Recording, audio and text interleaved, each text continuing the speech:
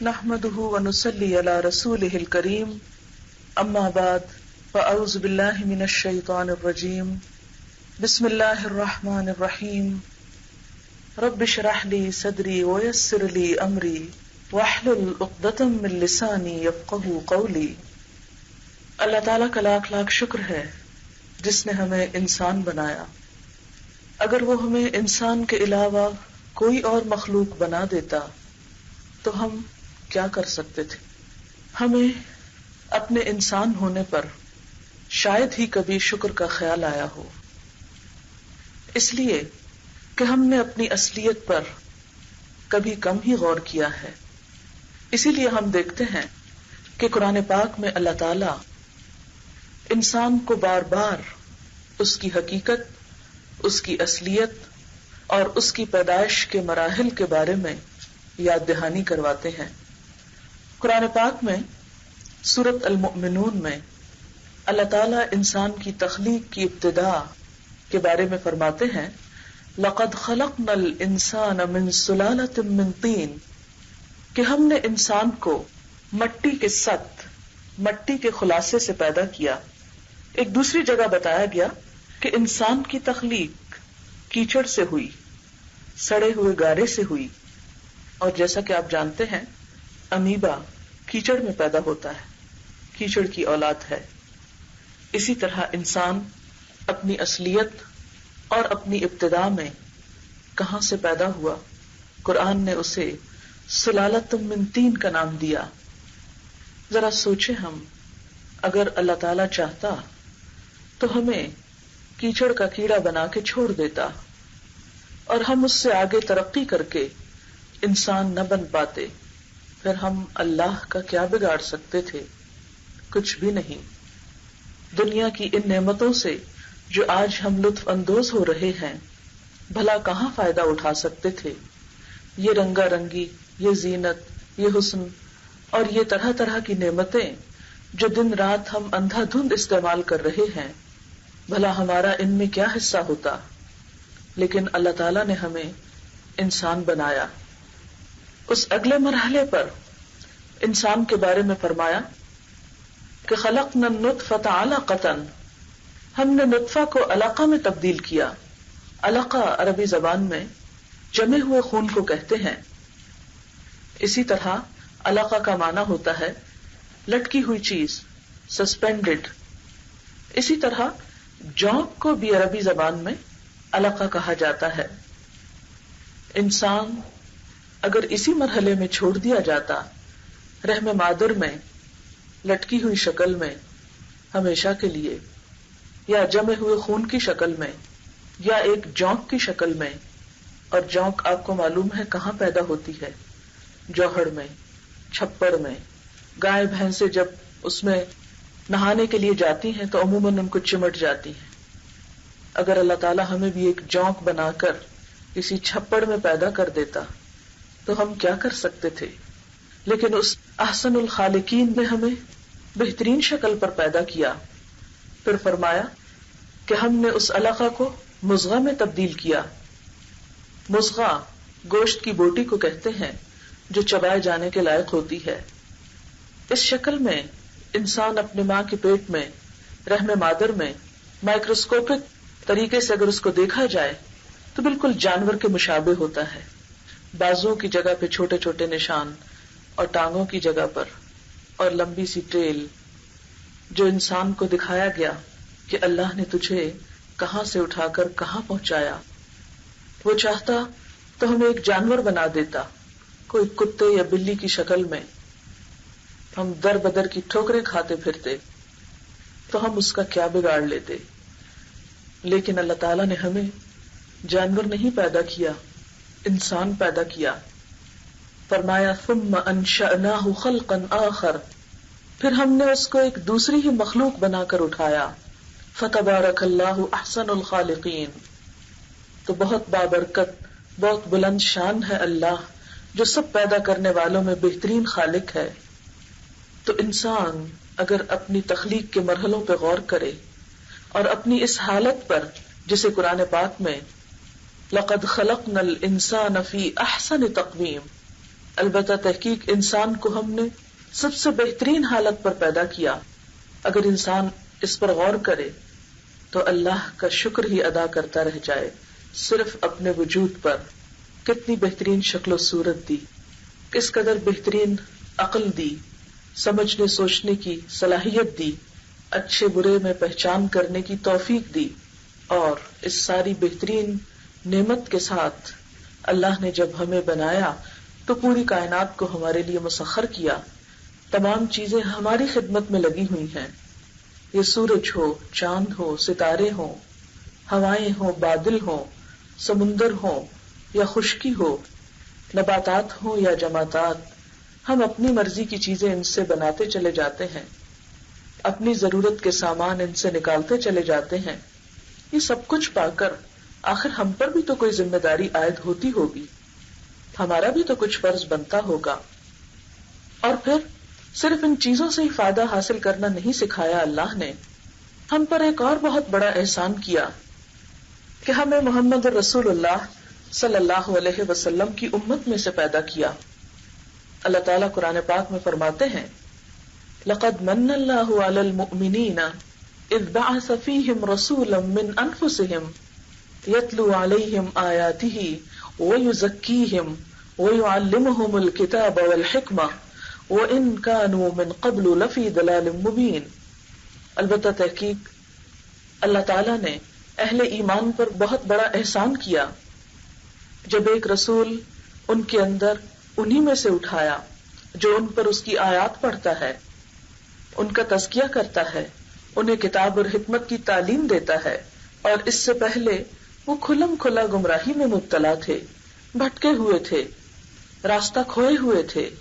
اور یہ ایک بہت بڑی حقیقت ہے کہ اس تعلیم کا مل جانا، جیسا کہ ایک اور جگہ پر آتا ہے الرحمن علم القرآن خلق الانسان علمہ البیان، کہ رحمان جس نے قرآن کی تعلیم دی، جس نے انسان کو تخلیق کیا، جس نے انسان کو بولنا سکھایا. یہ بولنے کی قوت کسی اور جانور کو نہیں ملی. کوئی اور جانور انسان کے علاوہ اس طرح بات نہیں کر سکتا جس طرح میں اور آپ اپنے جذبات، غم، غصے، خوشی، عقل، ہر چیز کا اظہار اپنی زبان کے ساتھ کرتے ہیں. انسان کی بہترین کوالٹی کہ جس میں اللہ تعالیٰ نے ہمیں قرآن کی تعلیم دی، تو یہ رحمان کی رحمت کا ایک بہت عظیم الشان اظہار ہے کہ اس نے ہمارے اندر ایک نبی بھیجا اور اس کو کتاب دی، حکمت کی باتیں دی اور ہمیں بھٹکنے سے بچا لیا. اس اللہ کے رسول محمد الرسول اللہ صلی اللہ علیہ وسلم نے دنیا میں ایک بہترین مثالی معاشرہ قائم کر کے دکھایا، انسان کو انسان سے ملایا، محبتیں عام کی، امن اور سکون کو عام کیا. اور اس سے پہلے لوگ ان تمام تصورات سے نا آشنا تھے. عربوں کے ہاں 1700 جنگوں کے تاریخی ریکارڈ ملتے ہیں. جنگ بعث جو آپ صلی اللہ علیہ وسلم کی آمد پر ختم ہوئی 120 سال سے دو قبیلوں کے درمیان جاری تھی، بے شمار کشت و خون ہو چکا تھا. ان قبائل کو آپ صلی اللہ علیہ وسلم نے شیر و شکر کر دکھایا، کالے اور گورے کا حقیقتاً فرق مٹایا. رومی یا ایرانی یا عربی ان سب کو ایک جگہ پر لا کھڑا کیا اور ان کے درمیان کوئی فرق نہ رہا. آج محمد رسول اللہ صلی اللہ علیہ وسلم کی تعلیمات کے بغیر نہ صرف یہ کہ ساری دنیا بلکہ ہم خود بھی فرقہ واریت، اختلافات، گروہ بندیوں، ذاتوں اور مختلف چیزوں میں تقسیم ہو چکے ہیں. ہمارے گھروں کے اندر سکون اور اطمینان نام کی چیز نہیں رہی. بھائی بھائی کو کاٹ رہا ہے، رشتہ دار ایک دوسرے کو دیکھ نہیں سکتے. یہ ہمارے اندر یہ سب کچھ کیوں ہوا؟ وہاں تو بلال حبشی اور عمر فاروق ایک جگہ پر بیٹھے ہیں، آقا اور غلام کا فرق مٹ چکا ہے. حضرت ابو بکر صدیق رضی اللہ تعالی عنہ نے حضرت بلال کو آزاد کرایا تھا. حضرت عمر کہا کرتے تھے سیدنا ابو بکر اعتق سیدنا بلال، ہمارے آقا ابو بکر نے ہمارے آقا بلال کو آزاد کروایا تھا.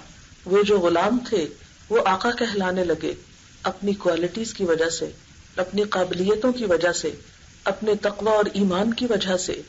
لیکن آج ہمارے اندر جو کلاس سسٹم ہے، جو معاشرتی اور طبقاتی تقسیم ہو چکی ہے، اس نے دراصل انسانوں کے درمیان محبت جنم نہیں دی، انسانوں کو انسانوں کا خیرخواہ اور وفادار نہیں بنایا، انسان کو انسان کے خون کا پیاسا بنا دیا، ایک دوسرے کا دشمن بنا دیا، باہم حسد اور فساد میں جنم لیا، اور انسان نے اپنے ہاتھوں اپنی زندگی کو جہنم بنا لیا۔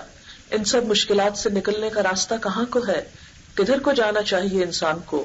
محمد الرسول اللہ صلی اللہ علیہ وسلم کے اسوہ حسنہ کو اپنانے میں ان تمام مشکلات کا حل ہے، اور اس کے لیے ضروری ہے کہ ہم آپ کی ذات سے وابستہ ہو جائیں، کیونکہ اللہ تعالیٰ نے یہ گواہی دی وَإِن كَانُوا مِن قَبْلُ لَفِي ضَلَالٍ مُبِينٍ کہ آپ کے آنے سے پہلے لوگ حقیقتاً گمراہی میں تھے، بھٹک رہے تھے، بہکے ہوئے تھے، راستہ گم کیے ہوئے تھے، اور آج بھی انسانیت محمد الرسول اللہ کے بغیر بھٹکی ہوئی ہے۔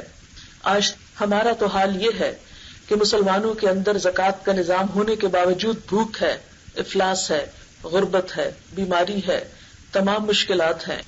لیکن جن ممالک نے ترقی کے بلبوتے پر ان مسائل پہ قابو بھی پایا، وہاں بھی حقیقی امن نظر نہیں آتا، وہاں اس سے بھی بڑے بڑے مسائل نے جنم لیا، لا علاج بیماریوں نے جنم لیا، اور انسانیت آج بھی بھٹک رہی ہے۔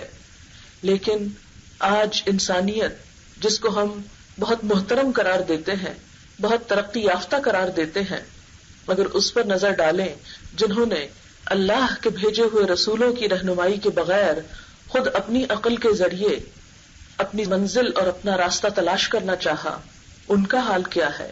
ان پر تھوڑی سی نظر ڈال لیں کہ ان میں سے بہت سارے لوگوں نے اپنی ساری زندگیاں اس حقیقت کو پانے میں لگا دی کہ انسان کی ابتدا کہاں سے ہوئی، کیونکہ وحی کی رہنمائی سے تو انہوں نے گلو خلاصی کرا لی، اللہ اور اس کے رسول پر اعتماد اور ایمان اٹھ گیا، تو اس کے بعد اپنی عقل پر ایمان لا کر اور اپنی کوششوں اور اپنے زور بازو کے ذریعے انہوں نے حقیقت کو پانے کی کوشش کی، تو آج بھی وہ بھٹک ہی رہے ہیں۔ آپ کو معلوم ہے کہ کائنات کی ابتدا اور آغاز اللہ تعالیٰ کی کتاب میں بہت واضح طرح بتایا گیا ہے کہ کیسے ہوا اور کون ہے اس پوری کائنات کا خالق و مالک، اور اس کائنات کے نظام کو کس طرح بہترین پرامن طریقے سے چلانا چاہیے۔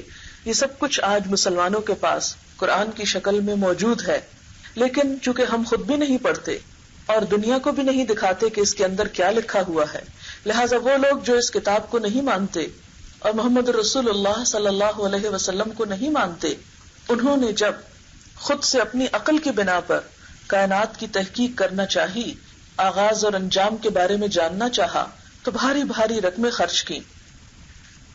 ایٹم کے بارے میں آپ سب جانتے ہیں کہ اس کے 2 اجزاء ہوتے ہیں، نیوٹران اور پروٹان۔ صرف پروٹان کی تحقیق کے لیے امریکہ میں جو مشین لگائی گئی، اس پر $550 ملین کی رقم خرچ آئی کہ یہ جانا جائے کہ یہ ذرہ کیا ہے، اور چونکہ ذرے کا راز اگر معلوم ہو جائے تو پوری کائنات کا حال معلوم ہو سکتا ہے، آغاز معلوم ہو جائے تو انجام کے راز کو بھی پا لیا جائے گا۔ لیکن اتنی بھاری رقمیں خرچ کرنے کے باوجود انسان اپنے نقطۂ آغاز کو نہیں سمجھ سکا، نہیں پا سکا۔ جس تحقیق اور جس سائنسی ترقی کے اوپر ہم مرے جا رہے ہیں، مٹے جا رہے ہیں، ان انسانوں کا حال تو یہ ہے کہ وہ خود مانتے ہیں کہ صرف اس کائنات کے ستاروں کو گننے کے لیے 300 کھرب سال چاہیے۔ 1 کھرب کے قریب گیلیکسیز ہیں، اور ہر گیلیکسی میں 1 کھرب ستارے ہیں۔ صرف ان کو گننا شروع کر دیں 1 2 3 4 5 تو 300 کھرب سال چاہیے۔ جن لوگوں کو کائنات کا علم ہی نہیں، وہ کائنات کے لیے امن و امان کا کون سا فارمولہ پیش کر سکتے ہیں؟ جو کسی مشین کو سمجھتے ہی نہیں۔ جب کسی کی کل کو نہ سمجھا جائے تو جز کے لیے کوئی علاج تجویز نہیں کیا جا سکتا۔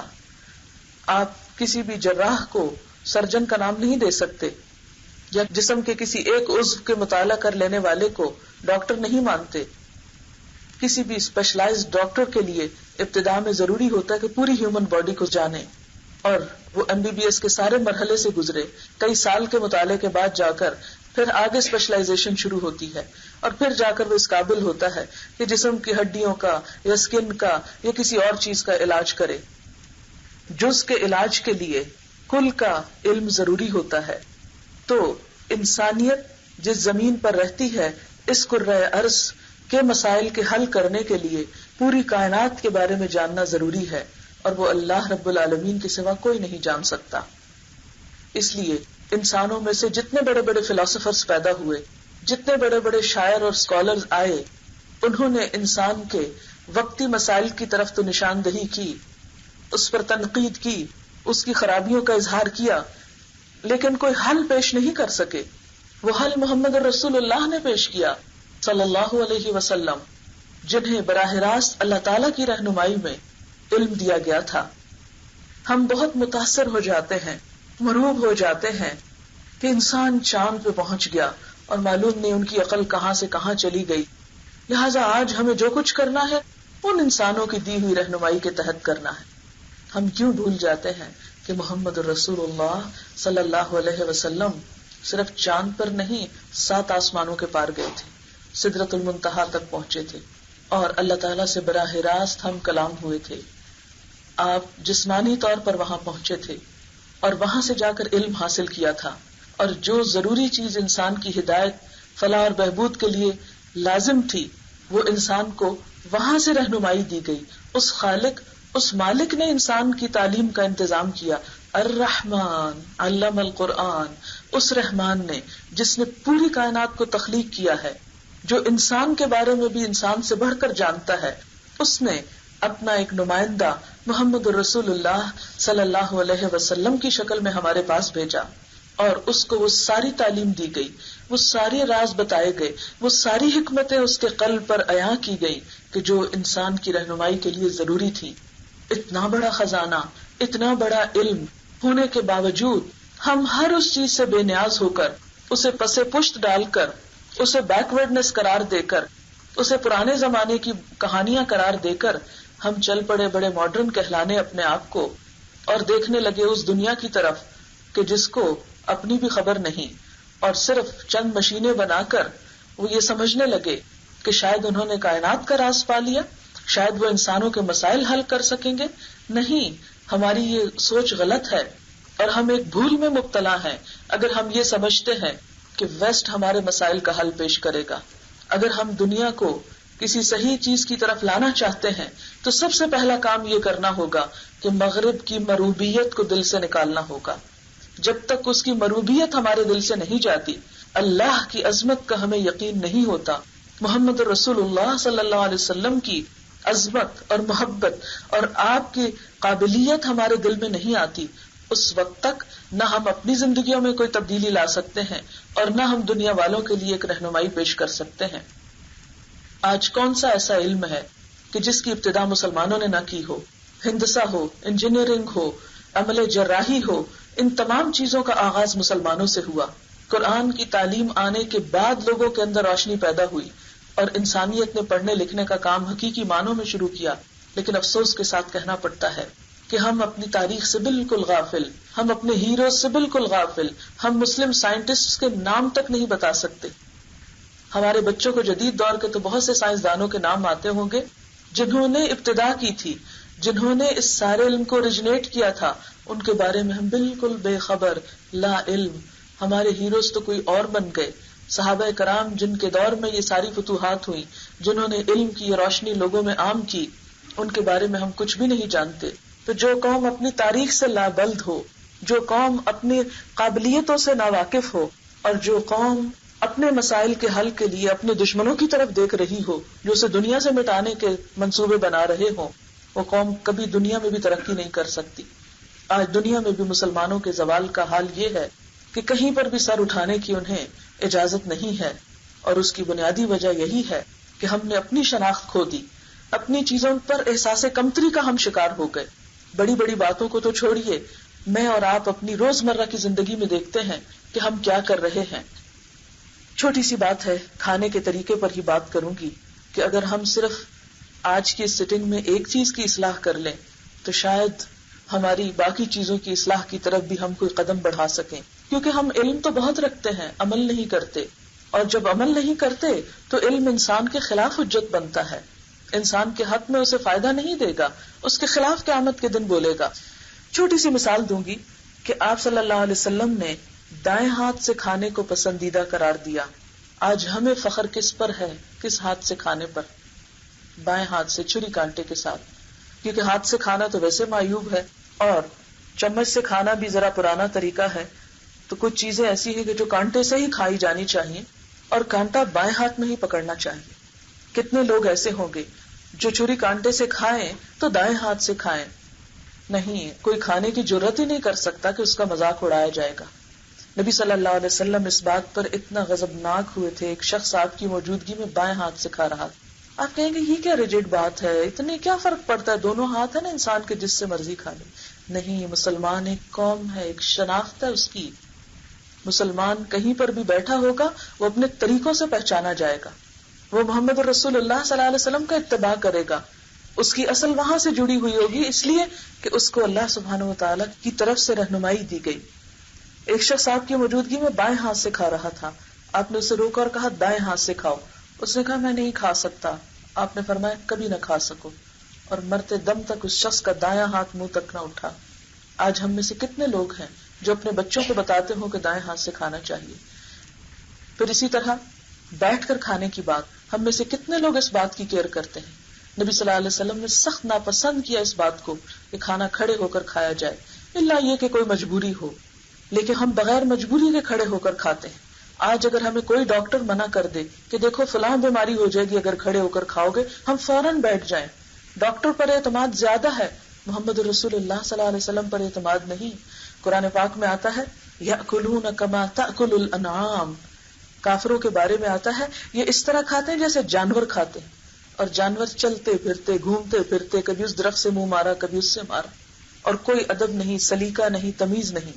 آج ہم میں سے کتنے لوگ ہیں جو اس ادب کی پابندی کرتے ہوں. ہم تو کھڑے ہو کر کھانا ماڈرنزم سمجھتے ہیں، فخر کی بات سمجھتے ہیں. ہاں، آج ہمیں پتہ چل جائے کہ فلاں فلاں بیماری اس سے لگ جائے گی تو ہم بیٹھ جائیں. ہم اللہ اور اس کے رسول کی عظمت کو سامنے رکھتے ہوئے ان کے ادب اور احترام میں نہیں بیٹھیں گے، بیماری کے ڈر سے بیٹھ جائیں گے. پھر ایسے میں تو ثواب بھی کہاں ہوگا اور جزا کس بات پر ہوگی. پھر اسی طرح یعنی چھری کانٹے سے کھانا منع نہیں ہے. ایک حدیث میں آتا ہے نبی صلی اللہ علیہ وسلم گوشت چھری سے کاٹ کے کھا رہے تھے. جہاں ضرورت ہو چمچ بھی یوز کر سکتے ہیں. اب ظاہر سوپ پینا ہے تو آپ اس کو ہاتھوں سے تو نہیں پی سکتے، یا کوئی اور ایسی چیز کھانی ہے تو آپ چمچ سے کھا سکتے ہیں، چھری سے کاٹ سکتے ہیں.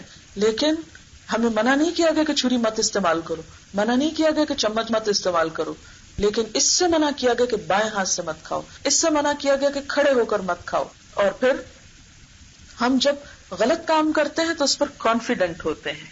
شیطان کتنا ہمیں خوش کرتا ہے، واہ کیا کانفیڈنٹ ہے، کتنا کانفیڈنس ہے اس شخص کو کہ یہ سب طریقے جانتا ہے. اور کبھی ہمیں شرم نہیں آئے گی، نہ اللہ سے آتی ہے نہ اس کے رسول صلی اللہ علیہ وسلم سے آتی ہے، جب ہم اللہ کی نافرمانی کرتے ہیں اور رسول اللہ صلی اللہ علیہ وسلم کی سنتوں کا مذاق اڑاتے ہیں. مسواک کی بات ہے. مسواک کرنے کے بارے میں اگر کوئی سائنٹسٹ یہ کہہ دے کہ مسواک کرنے سے معدے کی ساری بیماریاں ختم ہو جاتی ہیں تو ہم آج مسواک اٹھا لیں. لیکن محمد رسول اللہ صلی اللہ علیہ وسلم کی سنت سمجھ کر ہم میں سے کتنے لوگ مسواک کریں گے؟ ذرا آپ سروے کر سکتے ہیں جا کر. ہم کہیں گے نہیں وہ تو اس دور میں چونکہ یہ برش ملتا نہیں تھا اس لیے. ٹھیک ہے، نہیں ملتا تھا، اس میں کوئی غلط بات نہیں، لیکن بات یہ ہے کہ آج بھی برش کا استعمال کتنا ان ہائیجینک ہے کہ ایک ہی چیز کو ہم بار بار مہینوں یوز کرتے رہتے، روز کا بیکٹیریا اس میں رہ جاتا ہے، پھر اگلے دن اسی کو رگڑنے لگتے ہیں، کتنی بیماریوں کا سبب بنتا ہے، لیکن ہمیں اس کی فکر نہیں. مسواک ہر روز نیا فریش اس کا وہ نکلتا ہے. پھر آپ دیکھیں کہ آپ صلی اللہ علیہ وسلم کے مسواک کا طریقہ ہم میں سے اکثریت کو نہیں پتا ہوگا کہ آپ مسواک کیسے کرتے تھے.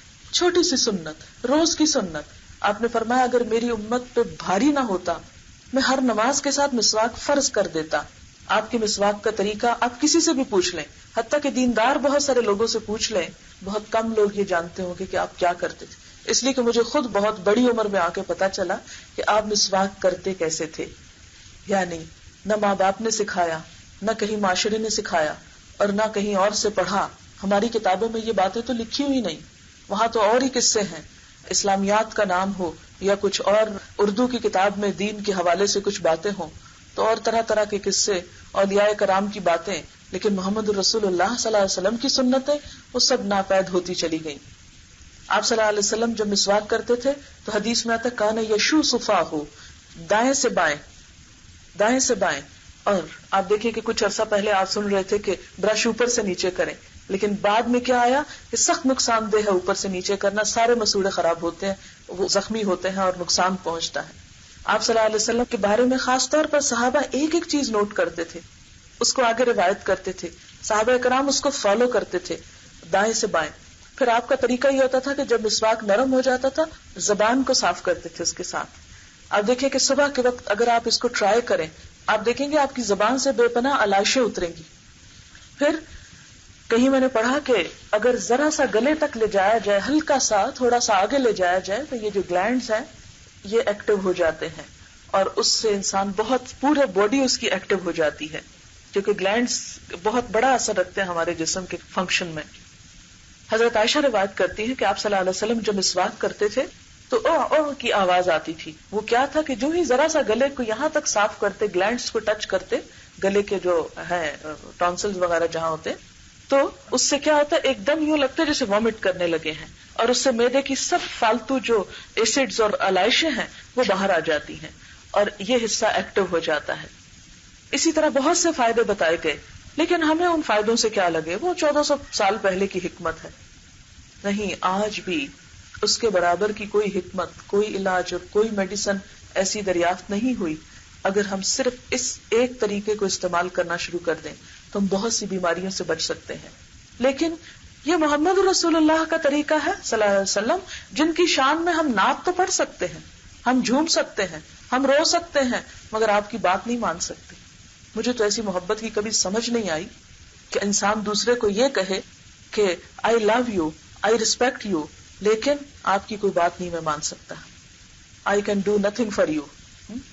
آپ صلی اللہ علیہ وسلم کو ہم پھولوں کے گلدستے تو پیش کر رہے ہیں، ہدیہ نعت کے گلدستے تو پیش کر رہے ہیں، لیکن آپ کے بتائے ہوئے طریقے کے مطابق نہ کھانا جانتے ہیں، نہ پہننا جانتے ہیں، نہ کسی سے بات کرنا جانتے ہیں، اور حقیقی معنوں میں آپ کے طریقوں کے مقابلے میں غیروں کے طریقوں سے متاثر ہیں.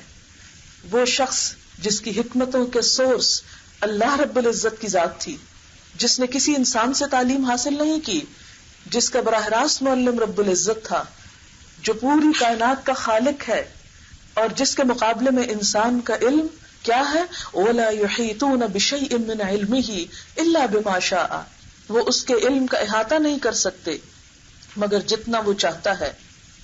حضرت موسیٰ علیہ السلام خضر کی ملاقات کے لیے جب گئے اللہ تعالیٰ کے حکم پر، کیونکہ خضر موسیٰ علیہ السلام سے زیادہ علم رکھتے تھے، تو سب سے پہلے جب وہ ان کو لے کے کشتی میں سوار ہوئے تو اتنے میں ایک چڑیا آئی اور اس نے سمندر میں ایک چونچ مار کے پانی پیا. تو حضرت خضر نے موسیٰ علیہ السلام کو بتایا کہ موسیٰ، تم جانتے ہو اللہ تعالیٰ کا علم کتنا ہے بندے کے علم کے مقابلے میں؟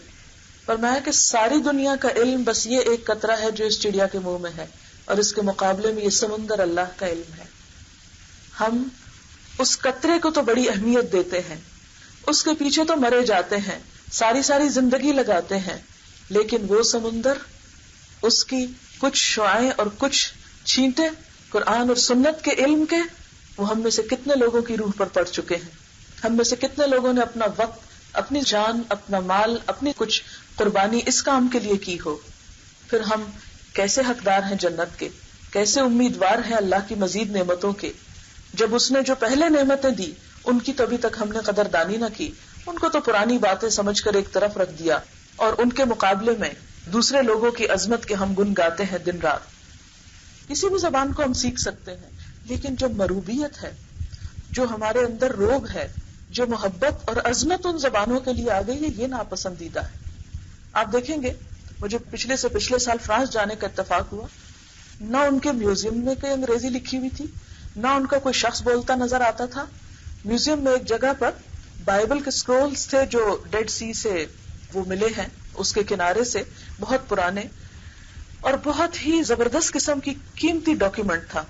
اور میں تڑپ رہی تھی کہ کوئی شخص مجھے پورے اس ایریا میں مل جائے جس کو انگریزی آتی ہو اور مجھے یہ جو اس کے نیچے لکھا ہے صرف یہ پڑھ کے سنا دے کہ یہ کیا لکھا ہوا ہے. میں جاننا چاہتی. بائبل کے بہت پرانے قدیم نسخے زمین کی کھدائی کے دوران کچھ ملے ہیں، ایک پہاڑ کی کھو سے یا بہرحال کہیں سے بھی انہوں نے ڈسکور کیے ہیں، اور وہ سینکڑوں سال پرانے تھے، اور اس کو انہوں نے اس وقت میوزیم میں ڈسپلے کیا ہوا تھا. اور میں تڑپتی تھی کہ کسی طرح مجھے پتا چلے کہ انہوں نے کیسے ڈسکور کیا، کیا ساری ان کی ہسٹری جاننا چاہتی تھی. کافی دیر میں نے اس کام کے لیے لگائی کہ میں ایک ایک جگہ پھری کہ کوئی سٹاف میں سے کوئی گائیڈ کوئی کچھ بھی ہو جو مجھے انگریزی میں بتا. کوئی انگریزی نہیں جانتا تھا وہاں پورے ایریے میں. وہ بھی ترقی کر گئے ہیں اپنی زبان کے ساتھ. ان کو کوئی مربوبیت نہیں انگریزی زبان کی، انہیں کوئی شوق ہی نہیں ہے. سڑک پہ جاتے ہوئے راستہ پوچھنا ہوتا تھا، کوئی ہمیں انگریزی میں بتانے والا ملتا نہیں تھا. اکا دکا خال خال کہیں کوئی، جیسے اسکول میں کوئی ایسے سبجیکٹ پڑھتا ہے کسی زبان کو. لیکن ہم ہیں کہ ہم سمجھتے ہیں نہ ہماری زبان کسی کام کی، نہ ہمارے کلچر میں کوئی خیر ہے، نہ ہمارے ملک میں کوئی خیر ہے، نہ ہمارے بندوں میں کوئی خیر ہے. کیسی ہے یہ نفرت؟ اپنے آپ سے نفرت، اپنے بندوں سے نفرت، اپنی زبان سے نفرت، اپنے دین سے نفرت، اپنے کلچر سے نفرت. تو جو قوم اپنے آپ سے نفرت کرنے لگے وہ اپنی دشمن نہیں تو اور کیا ہے. اللہ نے ہم کو بھی عقل دی ہے، سمجھ دی ہے، بہت کچھ ہے ہمارے پاس، لیکن جب تک ہماری سوچ نہیں بدلے گی، ہمارے اندر مربوبیت ختم نہیں ہوگی، جب تک ہمارے دلوں میں اللہ کی عظمت نہیں بیٹھے گی، رسول اللہ صلی اللہ علیہ وسلم کی حکمت کے معترف ہم نہیں ہوں گے، اس وقت تک حال نہیں بدل سکتا. آج ہم کسی سے آنکھوں میں آنکھیں ڈال کے بات نہیں کر سکتے کیونکہ ہم مروب ہیں کسی اور چیز سے. ہوائی جہاز اڑانے والوں سے ڈرے بیٹھے ہیں. اللہ نے تو ہزاروں سال پہلے یہ چھوٹے چھوٹے پرندے اڑا دیے. اور آپ کو معلوم ہے کہ جب ان کی مائگریشن ہوتی ہے برڈز کی، اگر آپ نے کچھ پڑھ رکھا ہو تو ایک کانٹیننٹ سے دوسرے کانٹیننٹ میں جانے کے لیے ان کا کچھ بڑا خرچ نہیں آتا، لیکن ایک جہاز جب اڑتا ہے دوسری جگہ جانے کے لیے کتنی پولوشن چھوڑتا ہے اور کتنے ہزاروں لاکھوں اس پر خرچ آتے ہیں، اور اس میں کتنے ڈیفیکٹ بار بار ہوتے ہیں کہ جب تک فلائٹ انجینئر ساتھ نہ ہو تو خطرہ ہوتا ہے کہ کوئی گڑبڑ نہ ہو جائے اور انسانوں کی زندگی خطرے میں نہ پڑ جائے. وہ چھوٹی چھوٹی چڑیاں جن کو اللہ تعالیٰ ہر موسم میں، اور ان سے پہلے ان کو کوئی ٹریننگ دینے والا نہیں ہوتا کہ تم نے یہاں سے یہاں جانا ہے، یہاں سٹاپ کرنا ہے، پھر اس طرح فلانی جگہ سے سمندر پار کرنا ہے. اتنے منظم طریقے سے یوں لگتا ہے پوری پروگرامنگ ہوئی بھی ہے ان کے اندر. چھوٹی چھوٹی چڑیاں جو نہ بول سکتی ہیں، نہ ان کی بہت تیز نظر ہے، لیکن کس طرح موسم کی شدت سے بچنے کے لیے، جان بچانے کے لیے وہ ایک علاقے سے دوسرے علاقے میں سینکڑوں کی تعداد میں مائگریٹ کر کے چلی جاتی. کون ان کو بتاتا ہے کہ مشرق کو جاؤ یا مغرب کو جاؤ؟ کون ان کو بتاتا ہے کہ اتنے گھنٹے کا سمندر ہے، اتنی انرجی ساتھ لے کے جاؤ؟ وہ سب کچھ قدرت کر رہی ہے نا. اس قدرت سے ہم کبھی مرعوب نہیں ہوئے کہ جو ایک مکھی کو بھی اڑا رہا ہے. لیکن وہ جہاز بنانے والوں سے ہم بڑے مرعوب ہیں، وہ اڑانے والوں سے ہم مرے جاتے ہیں اور ان کے آگے جھکے جاتے ہیں. اپنی پالیسیز ہم ان سے پوچھ کے بناتے ہیں، اپنے کھانے پینے کے طریقے ان سے سیکھتے ہیں، لین دین کے، میل ملاقات کے، گفتگو کے آداب اپنے تو ہم نے کتابوں میں بند کر کے کہیں شیلفوں میں دبا دیے، اور اپنے ملک کے جغرافیے، اپنی تاریخ سے بالکل ناواقف. اگر میں آپ میں سے کسی سے بھی پوچھوں کہ حضرت عثمان رضی اللہ تعالیٰ عنہ کے دور میں اسلامی فتوحات کہاں تک گئی تھیں تو بہت کم لوگوں کو پتا ہوگا. اور آج ہمارے بچے اس کے بارے میں کچھ نہیں جانتے. آپ کو معلوم ہوگا کہ حضرت عثمان رضی اللہ تعالیٰ عنہ کے دور میں مسلمان چائنا تک پہنچ گئے تھے، دوسری طرف اسپین تک پہنچ گئے تھے، ادھر افریقہ کے بہت سے علاقے فتح ہو رہے تھے. آپ ذرا دیکھیں وہ صحابہ کرام جنہوں نے حضور صلی اللہ علیہ وسلم سے تربیت حاصل کی، ایک امی شخص سے وہ دنیا کے امام بنتے جا رہے ہیں. اس سے پہلے حضرت عمر کے دور میں روم اور ایران کی سلطنتوں کا ڈاؤن فال ہو چکا ہے، سپر پاورز اس دور کی. اور اس کے مقابلے میں آج ہم بھی مسلمان ہیں، نہ ہمارا روب ہے، نہ ہماری کوئی سے ہے، نہ ہمیں کوئی پوچھتا ہے. کشمیر میں چاہو تو جتنا چاہو خون بہا دو، چیچنیا میں چاہو جو کر لو، فلسطین میں جتنا چاہو ذلیل کر کے ٹھوکریں مار کے نکال دو. کیوں؟ وہ بھی ایک مسلمان تھے کہ علاقوں پہ علاقے فتح کرتے چلے گئے، اور آج ایک ہم مسلمان ہیں کہ اپنے ہی گھروں میں چین سے رہنا نصیب نہیں. ہم کہاں کھڑے ہیں؟ کیوں آج ہمارا یہ حال ہے؟ ہم سب کو سوچنا چاہیے. اور اس میں بہت سے فیکٹرز ہیں، لیکن ایک بنیادی وجہ یہ کہ ہمیں اپنے اوپر اعتماد نہیں. جس شخص کو اپنے اوپر اعتماد نہ ہو، اپنی کتاب پر اعتماد نہ ہو، اپنے دین پر اعتماد نہ ہو، اپنی صلاحیتوں پر اعتماد نہ ہو، وہ شخص کبھی زندگی میں ترقی نہیں کر سکتا. انڈیویجولی شاید ہم بہت کچھ کر رہے ہوں، لیکن ایک قوم کی حیثیت سے، امت مسلمہ کی حیثیت سے ہمارا کردار کہاں ہے؟ ہمیں تو اللہ تعالیٰ قرآن پاک میں فرما رہے ہیں کذالک جعلناکم امۃ وسطا لتکونوا شہداء علی الناس. ہم نے تو تمہیں بہترین امت بنایا کہ تمام انسانوں کی رہنمائی کا کام کرو، سب کو حق کا پیغام پہنچاؤ. تم دنیا کو رہنمائی دو، دنیا کو بتاؤ کہ امن سے جینے کا طریقہ کیا ہے، دنیا کو بتاؤ کہ تکلیفوں اور دکھوں کا علاج کیا ہے، دنیا کو بتاؤ کہ روح کا سکون کس چیز میں ہے. اور آج ہم خود ہیں کہ اپنے ہی طریقوں سے منہ موڑے ہوئے ہیں. لہٰذا ہم سب کے لیے بہت ضروری ہے کہ ہم اپنی اصل کی طرف لوٹیں اور اپنی زندگی میں جہاں ہم نے بہت کچھ پڑھ لیا، بے شمار کتابیں، بہت سے علوم، بہت کچھ جان لیا، وہاں ہم قرآن کو بھی زندگی میں ایک دفعہ تھورلی پڑھیں اور اس وقت تک چین سے نہ بیٹھیں جب تک ایک ایک شخص اللہ سے نہیں جڑ جاتا، اللہ کی کتاب سے نہیں گزر جاتا، اللہ کے رسول صلی اللہ علیہ وسلم کی وزڈم سے جس کا تعلق نہیں ہو جاتا. اسی علم کا سیکھنا ہم سب پر فرض ہے. اگر کسی نے فزکس میں ماسٹرز نہ کیا تو اللہ تعالیٰ بالکل نہیں پوچھیں گے. اس کا یہ مطلب نہیں کہ امت مسلمہ کو فزکس میں ترقی نہیں کرنی چاہیے، وہ فرض کفایہ ہے. چند لوگ بھی اگر فزکس میں ماسٹرز ہوں گے، سائنٹسٹ ہوں گے، تو اللہ تعالیٰ ساری قوم کو معاف کر دیں گے.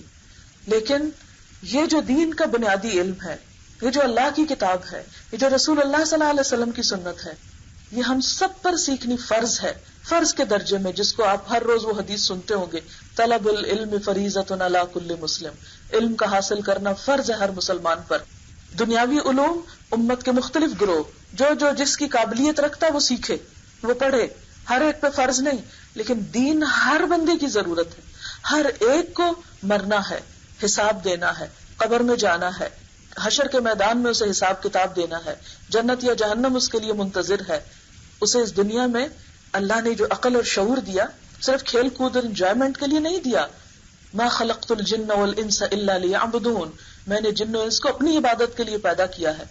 اور اب اللہ کی عبادت کیا ہے؟ اللہ کی غلامی اختیار کرنا، اللہ کو خالق مان کر اس کی مخلوق ہوتے ہوئے اپنی حیثیت کو، اپنے اندر ایک بندگی، ایک عاجزی پیدا کرنا، اللہ کا شکر ادا کرنا، اللہ تعالیٰ کے ساتھ ایک تعلق قائم کرنا. تو ہم میں سے یہ ہر ایک کی ضرورت ہے. جب تک ہم میں سے ہر شخص اس کے لیے کوشش نہیں کرے گا، اس وقت تک کسی دوسرے کا کیا ہم کو فائدہ نہ دے گا.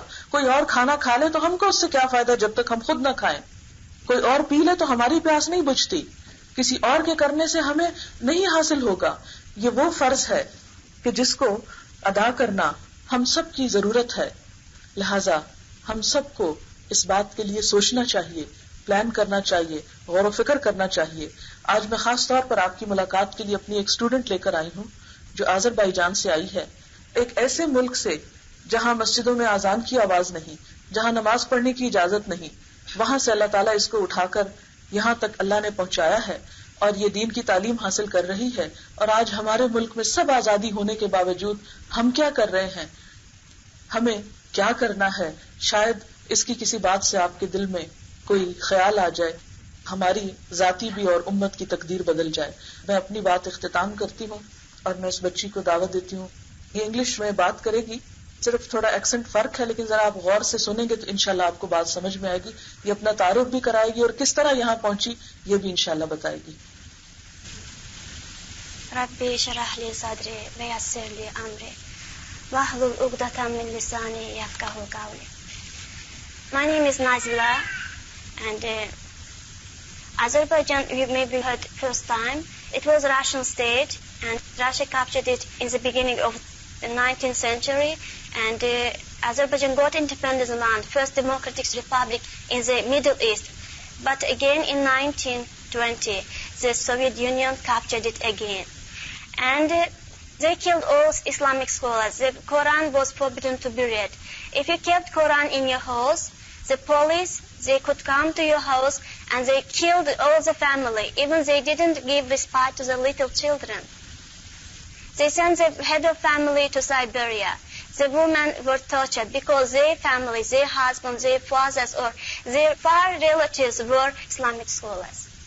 And if it was so, who would teach the people about the Islamic way of life? Nobody. Once I attended in the party which was about the Prophet ﷺ's birthday in Islamabad. The great scholars of Pakistan also attended in that party, and I looked and I said inside in my heart, oh my God, if Azerbaijan had such great scholars, Islamic scholars, my people, my Turkish people, their people, of course would follow their ways, the way of Prophet ﷺ. But then I thought that once Allah Ta'ala gave this chance to them, Azerbaijan was a historical center of Islamic culture. Azerbaijan gave a great scholars, Islamic scholars in the Middle Ages, in the 19th century, in the beginning of the 20th century. But the people didn't follow them. They listened, respected them, as Dr. Farhad told. We love you, we respect you, but we are sorry, we cannot follow your ways. And in 1990, Azerbaijan got its independence, alhamdulillah. But some people thought that, okay, if this independence will give the people to return to Islam. But what happened? Some Turkish people from Turkey, they came to Azerbaijan, they built mosques. And daily there was 5 times azan. And near my aunt's house also was a beautiful mosque. When was azan, the people said that we don't want to listen to this azan because it is at 5 o'clock in the early morning and we cannot sleep. Can you imagine? And when young people want to come to Islamic way, when they want to do namaz, their parents, they don't want them to do namaz. And me also.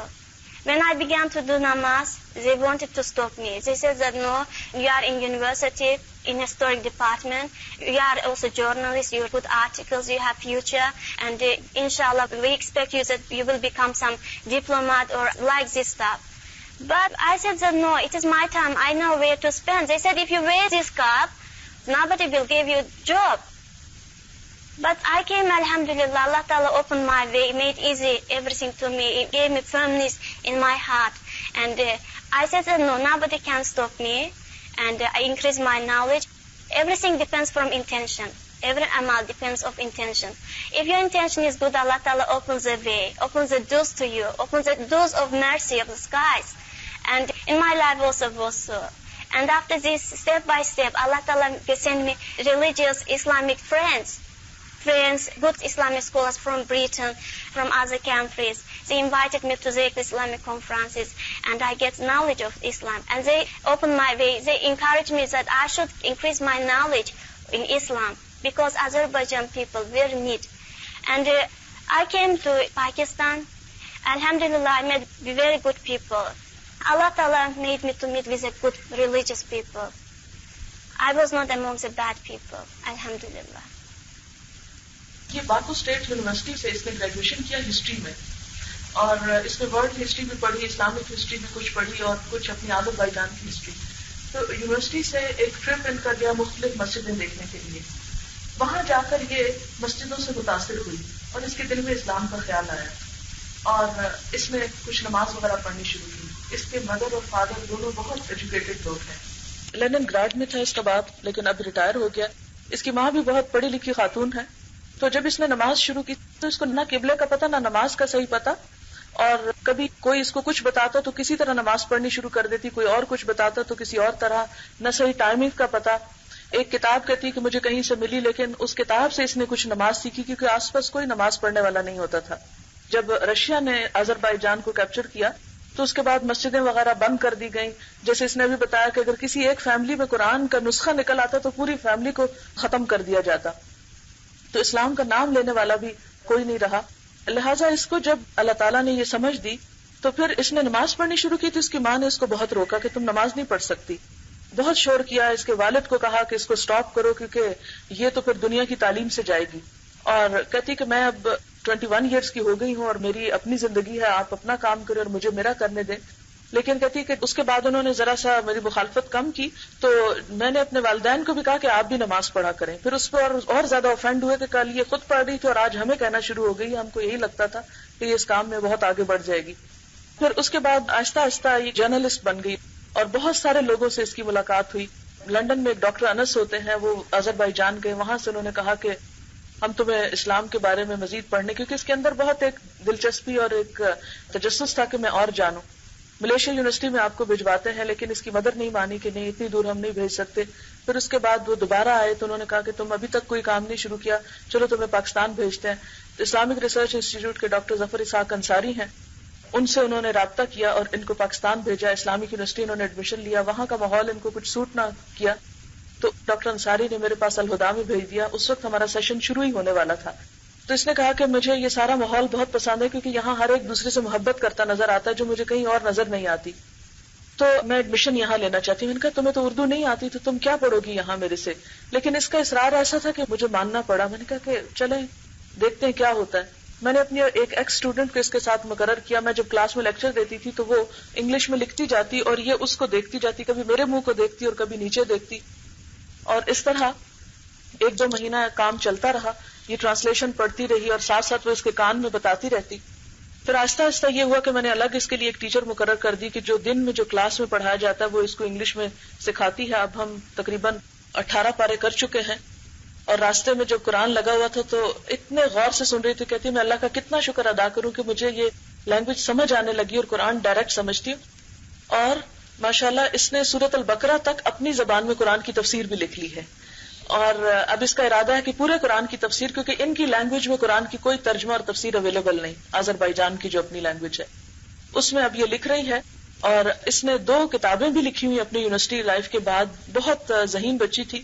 ایک آذربائیجان کی foreign policy کے بارے میں اور ایک اور اسی طرح کی کوئی کتاب ہے, اور آکسفورڈ یونیورسٹی نے آفر کیا کہ ہم اس کی کتاب کو چھاپتے ہیں.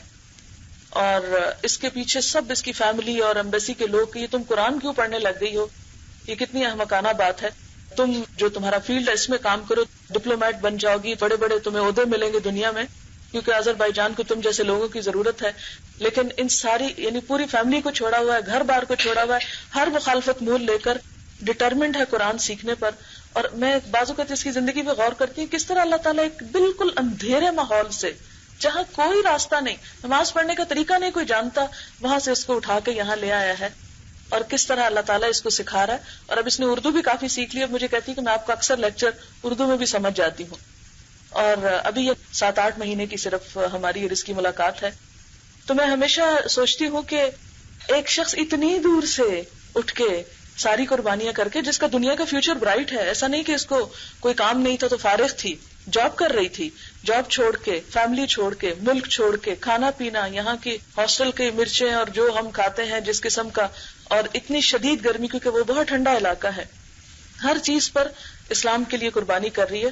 اور مجھے کہتی ہے کہ جس طرح یہاں قرآن پڑھا جاتا ہے, مجھے امید ہے کہ میں اس سٹائل پہ جب انشاءاللہ آذربائیجان میں پڑھاؤں گی تو پڑھے لکھے لوگ بھی قرآن کو سیکھیں گے اور سمجھیں گے. تو ہمیں بہت ہوپ ہے کہ انشاءاللہ اللہ تعالیٰ اس کے ذریعے اس ملک میں بھی اسلام کا چراغ بیسکس کے ساتھ روشن کریں گے. تو اس کو لانے کا میرا مقصد اور انٹروڈیوس کرانے کا یہ تھا کہ ہمیں بھی سوچنا چاہیے کہ ہمیں اللہ نے ساری آزادیاں دی, ساری نعمتیں دی, لیکن ہم ان کی کوئی قدر نہیں کرتے, اور ہم اپنے توجہات اور دلچسپیاں ادھر ادھر کی قائم کیے ہوئے. ہم میں سے کچھ ٹیلنٹڈ پڑھے لکھے لوگوں کو دین کی طرف آنا چاہیے, تاکہ یہ جو ہمارے ملک میں ایک عام پریشانی کی بات ہے کہ دین صرف مولویوں کا کام ہے یا صرف ایسی کلاس کے پڑھنے کا کام ہے کہ جن کو اور کوئی کچھ نہیں, تو جب تک آپ جیسے پڑھے لکھے لوگ اس کی طرف نہیں آئیں گے یہ حالت نہیں بدلے گی. اور یہ جو مروبیت ہے ہمارے دل میں اللہ کے دین کے علاوہ اور چیزوں کی, جب تک یہ نہیں نکلے گی ہم پورے اعتماد کے ساتھ دین کے میسج کو آگے نہیں پہنچا سکتے, اور ہمیں اس کے لیے دن رات کوشش کرنے کی ضرورت ہے. اللہ تعالی ہمیں عمل کی توفیق عطا فرمائے. وآخر دعوانا ان الحمدللہ رب العالمین. سبحانک اللہم و بحمدک نشہد ان لا الہ الا انت نستغفرک و نتوب الیک. والسلام علیکم و رحمۃ اللہ وبرکاتہ.